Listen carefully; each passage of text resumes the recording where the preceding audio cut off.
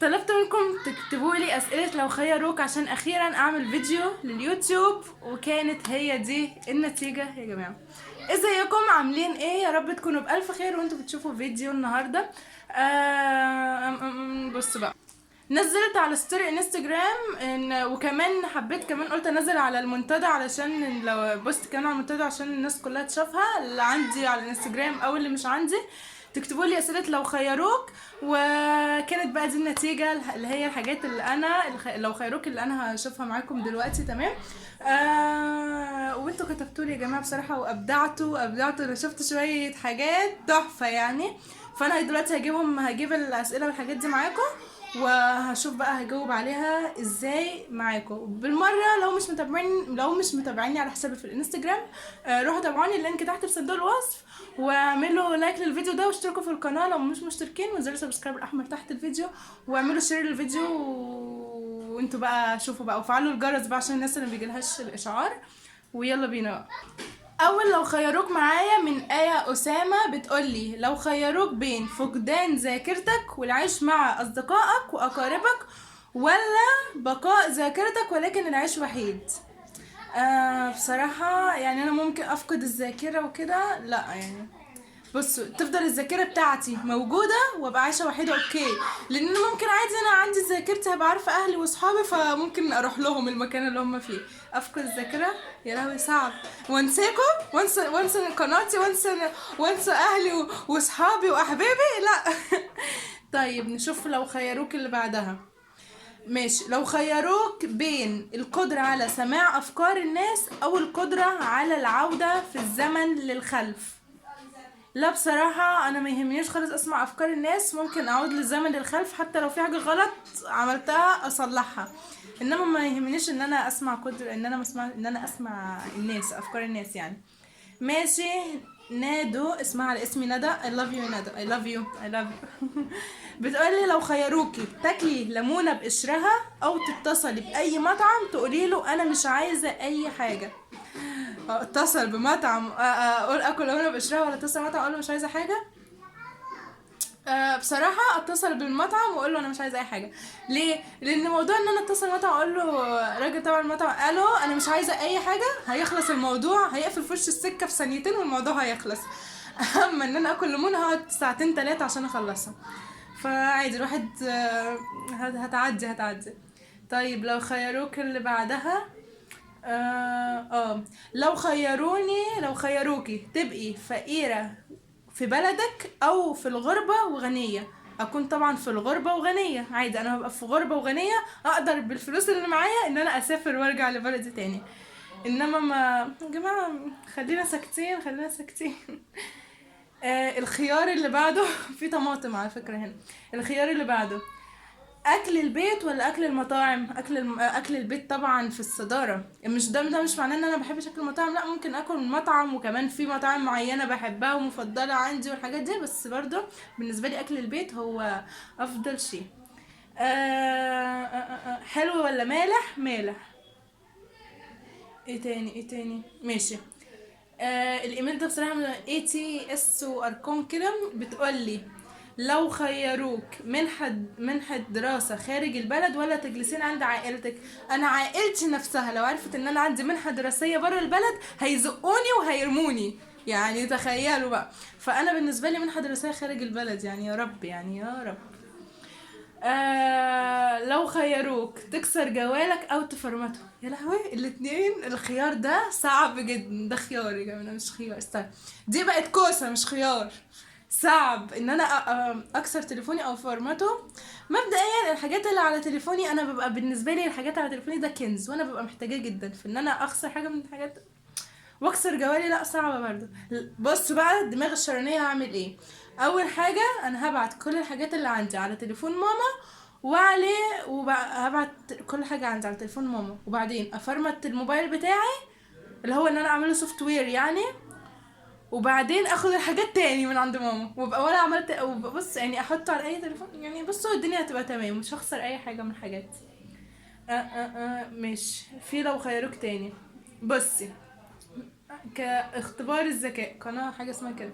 ندى: لو خيروكي تنزلي على المنتدى انك هتقفلي القناة ولا تنزلي الشارع وتاخدي جنيه من اي حد في الشارع؟ يا لهوي صعبة. بصوا بصراحة انا هنزل على المنتدى ان انا هقفل القناة، وفي الاخر انزل فيديو افهمكم ان ده يا جماعة حوار ومش هقفل القناة ولا حاجة. انما اروح لناس امشي في الشارع اخد من كل واحد جنيه، صعبة جدا. الخيار اللي بعده، فين الخيار اللي بعده؟ ندى لو خيروكي تقفي في شباك في شباك او بلكونه وتقولي انا مجنونه، ولا تحطي حنه او منوكير وتبهدلي ايدك؟ اقف اقول انا مجنونه ولا احط حنه ومنوكير وابهدل ايدي؟ يا لهوي، يعني انا لو لا لا لا لا لا لا لا. بص ممكن احط حنه ومنوكير وبهدل ايدي. انا اختار ان انا احط حنه ومنوكير وبهدل ايدي، وبعد ما بهدلها اقوم جايبه مسحاها بقى، محدش هياخد باله. او البس جوانتي بعد ما ابقى مبهدلها، هلبس جوانتي الموضوع هيعدي. اقف واقول بصوت عالي انا مجنونه يا لهوي. اوكي مجنونه وكل حاجه، بس ما اقولش للناس. خلي الطبق مستور، خلي الطبق مستور. ماشي. لو خيروني ان انا البس نقاب ولا ابقى مثل ما انا هلا. بص لو خيروك تلبسي نقاب او تبقي مثل ما انتي هلا، ابقى مثل ما انا هلا، مش البس نقاب. مش تبرج ولا قلة ادب والله يا جماعة، بس انا كده يعني. ماشي. لو خيروكي تاكلي كل يوم نفس الطبخة او تطبخي كل يوم نفس الاكلة؟ اطبخ كل يوم نفس الاكله بس ماشي. انا ممكن اطبخ كل يوم نفس الاكله بس ما اكلهاش، انما ما اكلش كل يوم نفس الطبخه.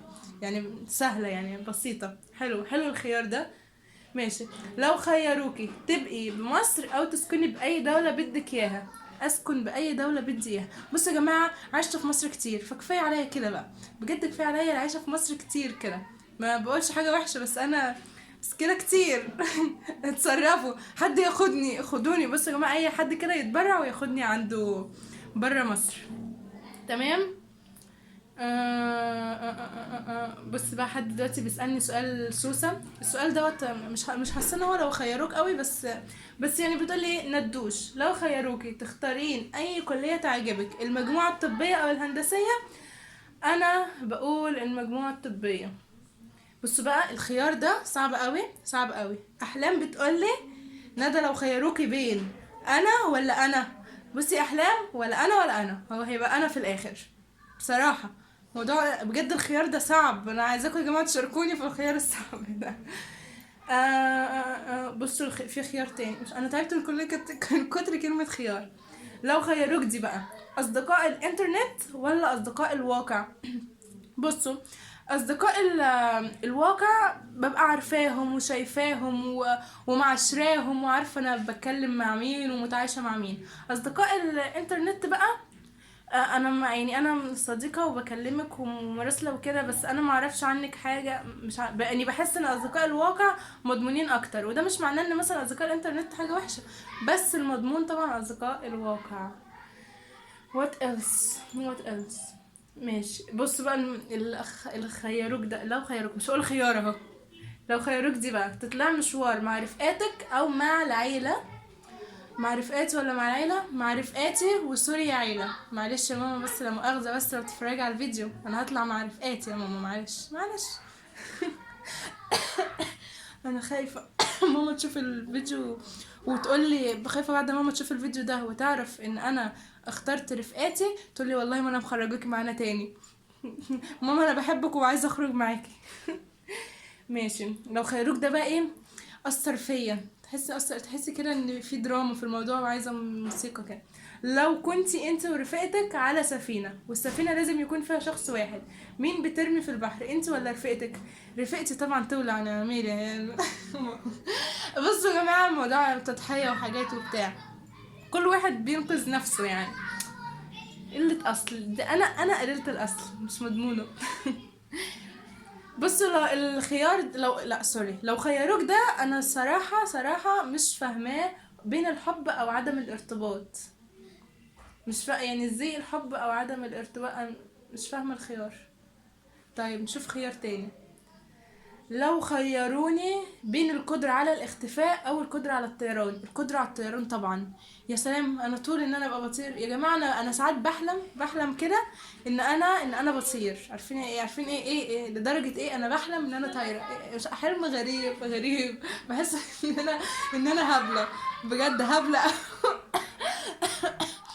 انما اختفي يعني لا، ملهاش لازم اختفي عادي، هو الموقف حصل مش لازم اختفي. انما ان انا اطير، سلام يا سلام، اطير بقى وافضل بقى واطلع بره الكره الارضيه والف كده. لا لا لا لا، الموضوع صعب. لو خيروني لو خيروك بين ان تعيش 5 دقائق في الماضي او ان تعيشها في المستقبل.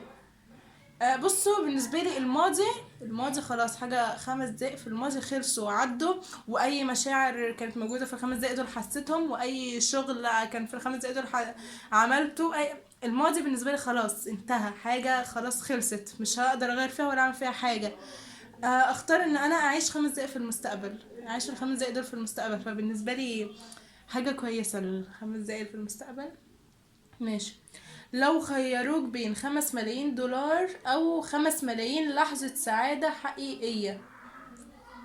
خيار صعب، ومش عايزة أكون منافقة معاكم وأفضل أقول لكم السعادة ما بتشتراش بالفلوس، الحب ما بيشتراش مش عايزة أبقى أوفر بقى معاكم وأقول لكم إلا السعادة. بس 5 ملايين دولار، لأن أنا ممكن عايزة أتبسط بال5 ملايين دولار ده، حتى لو حاجة بسيطة، مش ببص الماديات ولا حاجة وكده، بس يعني انا شايفة ان 5 ملايين دولار احلى من 5 ملايين لحظة سعادة. لان الملايين دولار دول هيجيبوا سعادة ان شاء الله.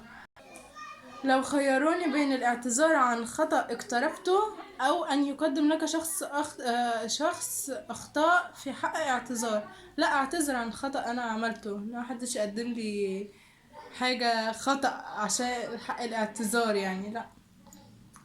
وبس كده يا جماعه، كفايه اسئله لو خيروك. لحد دلوقتي الفيديو طول قوي و...